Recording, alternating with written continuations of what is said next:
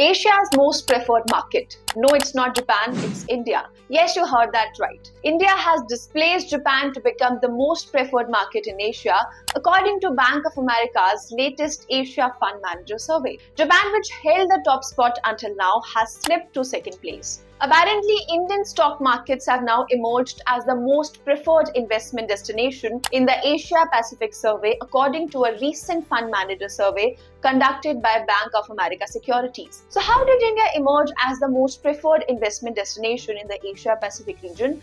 What factors ignited India's stock market rally, which is the least preferred investment destination? Let's decode in this episode of India on the Rise.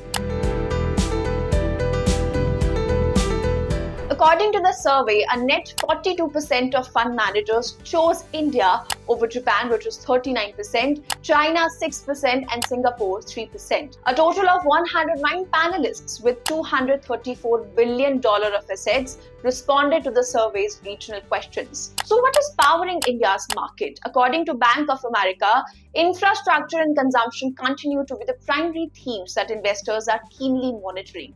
The survey underlines these two big macro themes, fueling India's growing preference as an investment market. It is important to note that this survey complements what brokerage firm CLSA said recently.